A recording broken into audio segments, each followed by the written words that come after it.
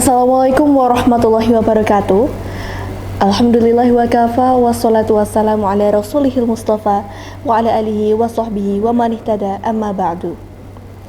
Segala puji bagi Allah subhanahu wa ta'ala yang telah memberikan kita nikmat iman, nikmat Islam dan nikmat kesehatan, sehingga pada kesempatan ini kita masih diberi waktu untuk berkumpul, menuntut ilmu dan saling mengingatkan dalam kebaikan.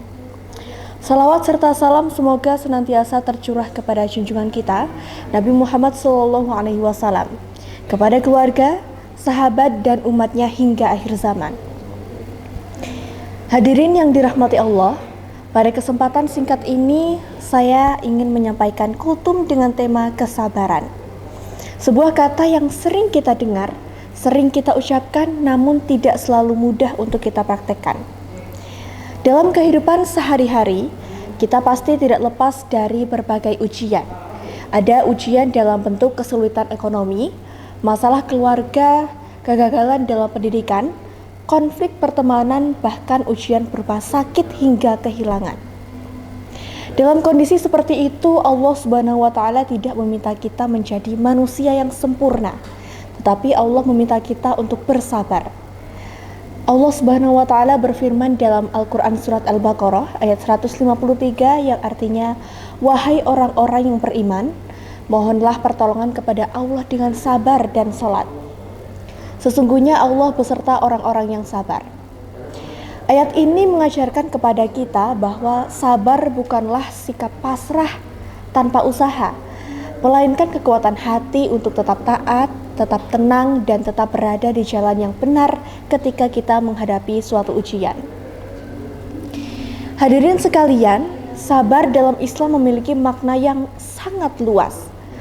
Para ulama menjelaskan bahwa sabar terbagi menjadi 3 macam. Yang pertama, sabar dalam ketaatan kepada Allah.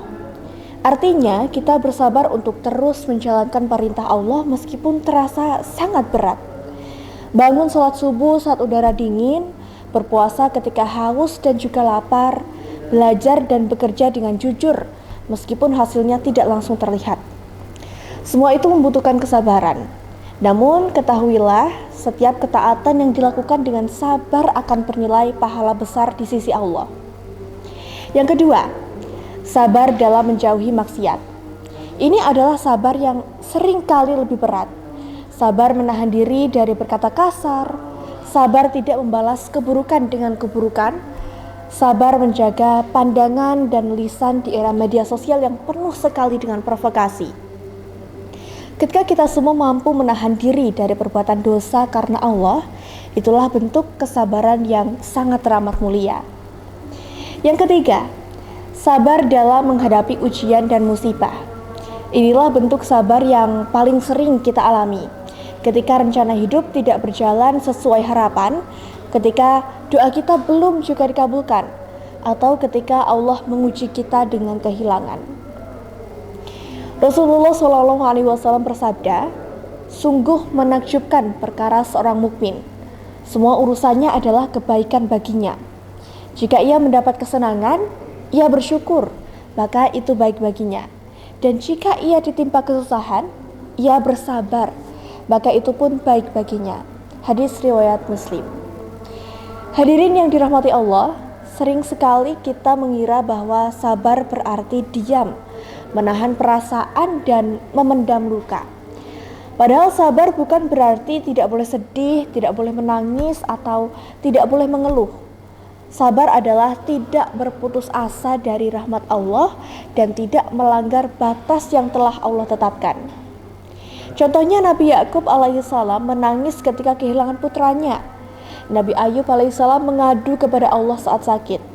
Namun mereka tetap bersabar dan tidak kehilangan keimanan. Maka ketika kita menghadapi masalah, adukanlah kepada Allah, bukan menjauh darinya. Hadirin yang dirahmati Allah, di tengah kehidupan yang serba cepat dan juga penuh tekanan, kesabaran adalah kunci dari ketenangan hati. Dengan sabar, kita belajar menerima takdir, memperbaiki diri, dan menata ulang niat. Sabar mengajarkan kita bahwa setiap ujian pasti ada hikmahnya, dan setiap kesulitan pasti ada jalan keluarnya. Mari kita latih kesabaran dari hal-hal kecil. Sabar saat menunggu, sabar saat dinasehati, sabar ketika hasil tidak sesuai harapan, karena kesabaran yang besar lahir dari kebiasaan sabar dalam perkara kecil. Hadirin, semoga Allah Subhanahu wa taala menjadikan kita termasuk golongan orang-orang yang sabar, kuat imannya, lapang dadanya, dan selalu dekat dengannya dalam segala keadaan. Hadirin yang dirahmati Allah, semoga kultum tadi dapat berguna untuk kita di kehidupan sehari-hari. Wassalamualaikum warahmatullahi wabarakatuh.